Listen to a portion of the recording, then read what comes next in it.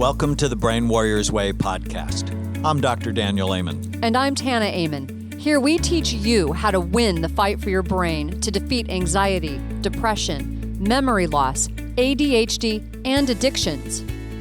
The Brain Warriors Way podcast is brought to you by Amen Clinics, where we've transformed lives for 3 decades using brain SPECT imaging to better target treatment and natural ways to heal the brain.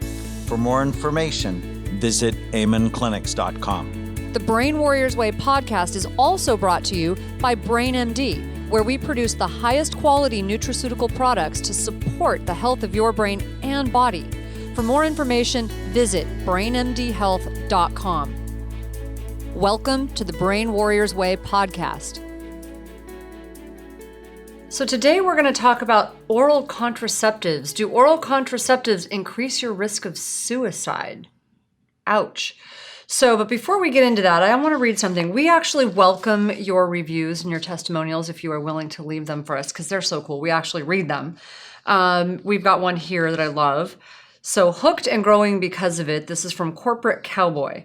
I'm hooked on your podcast, and the information it contains is helping me grow as a person and is improving my health and those around me. Thank you for being so steadfast in your approach and beliefs. I've purchased Change Your Brain and ordered the Brain Warriors Way book and cookbook.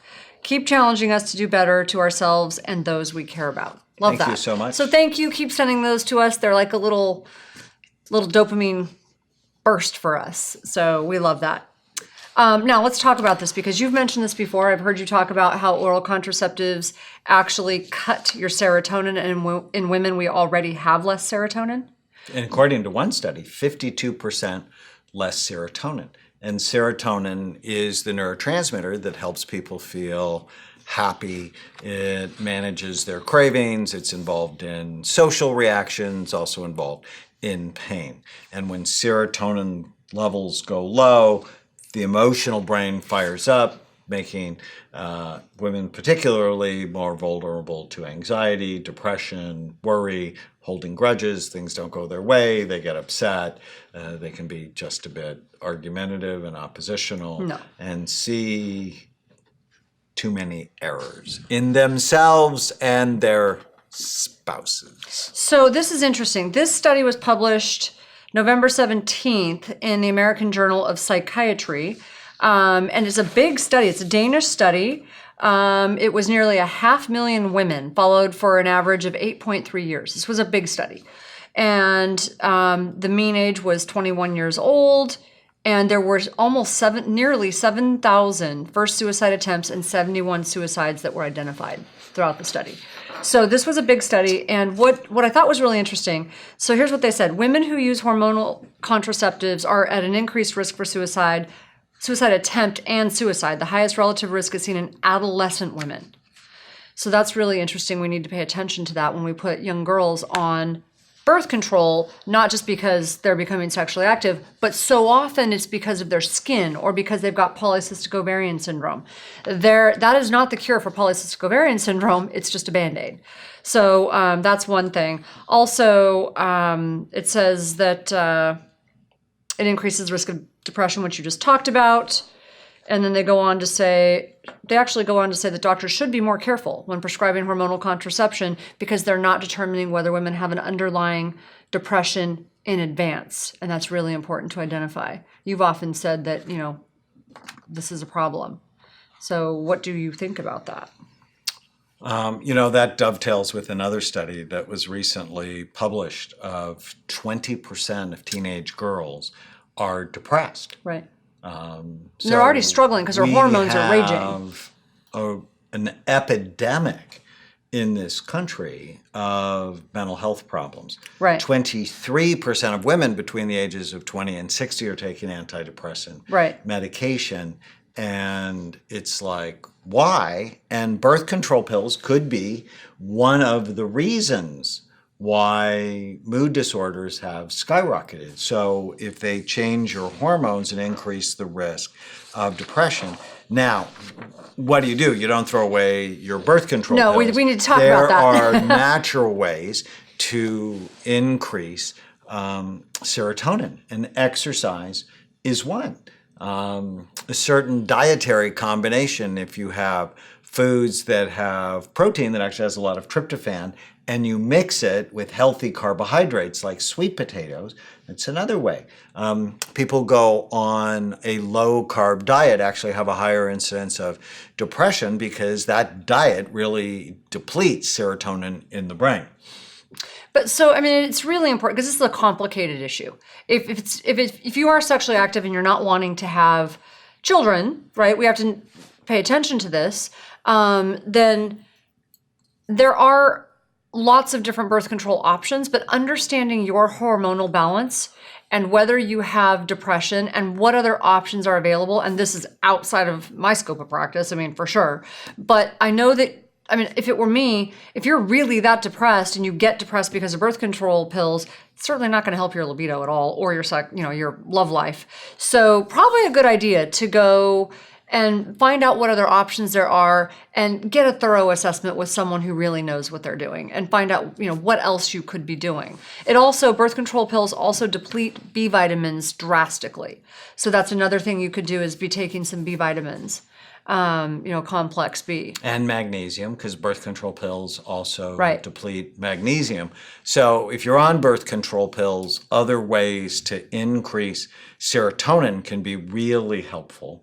And then the natural treatments for depression, which are omega-3 fatty acids, higher in EPA than DHA. I think everybody should, I like the blend that we have with omega-3 power, which is 60% EPA, 40% DHA, and I did that purposefully because the studies show more EPA tends to help focus and mood, more DHA, more for memory and anxiety.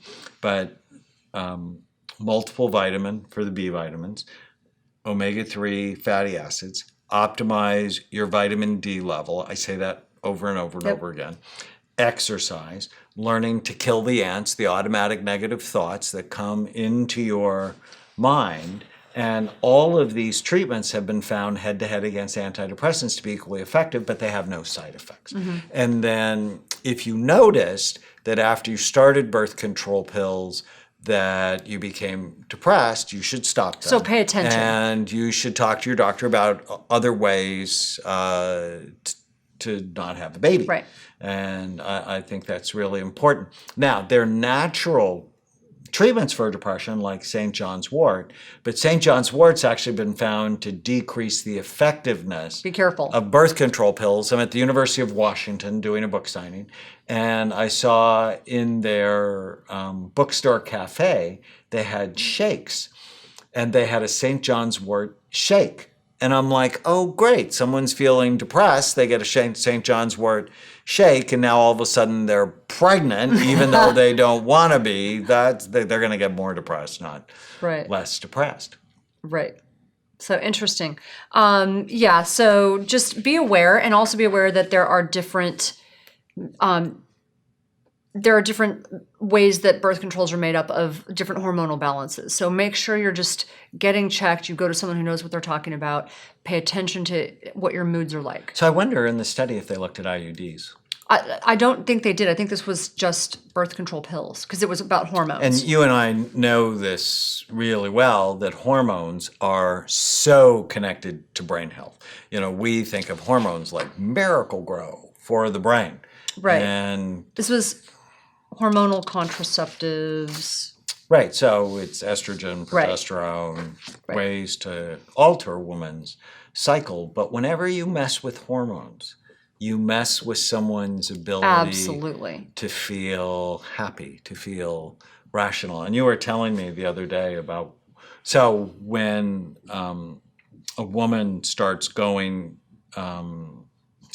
her period, that it actually begins to remodel her brain, especially after she has a baby. So there are 3 stages. So when she goes through, adolescence, right? When she, her hormones shift and she becomes a woman. But then when you have a baby, I mean, those people who have children probably know what I'm talking about, women who have children, you never sleep quite the same again, right? So your brain literally rewires itself. You get this mommy brain, and everything becomes about protecting your nest. You're willing to put up with more than you would normally put up with in order to keep your family together. You're willing to put up more with me? Is that with what you're in saying? general, yes. Unfortunately, with you, I don't have to. That's a good thing, because you're great. But most women do. They end up putting up with a lot of things they might not, because the focus, it's not conscious. It's just, that's the focus. That's the drive, is to keep their nest together, right? It's a nesting thing. It's a family, like her whole focus is on keeping her family safe and secure and together. And then when she goes through menopause, big study was done, and this is really interesting. And part of it was discovered because a lot of people thought that, midlife crisis, more men are filing for divorce. Turns out it's not the men. It was the women, more women. 70% of the time. Right. It's women during that hormonal shift, like during that menopausal age or midlife crisis age, that are filing for divorce. And so you're like, well, why? Is it because men are cheating? Nope, men don't really want their families to fall apart. Even if they did, it's often they don't want their families to fall apart. What ends up happening is a woman's brain rewires again.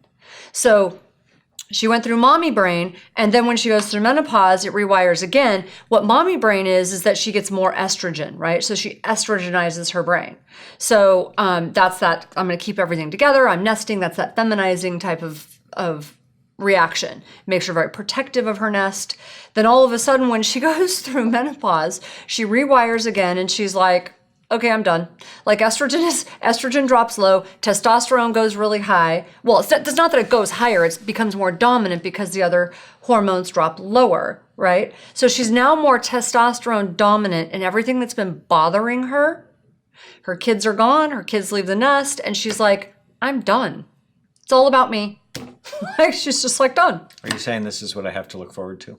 I hope not, because I think, here's the thing, I often say that like progesterone is the reason I'm not on the evening news. So, I mean, I'm willing to I don't want that to happen to my family. So, know better, do better. So I'm aware, I pay attention, and I stay aware. That's why we do the Brain Warriors Way podcast, to let you know what's in store for you, because it's a war. Exactly. And you want to be armed, prepared, and aware. Stay with us. Thank you for listening to the Brain Warriors Way podcast. Go to iTunes and leave a review, and you'll automatically be entered into a drawing to get a free signed copy of the Brain Warriors Way and the Brain Warriors Way cookbook we give away every month.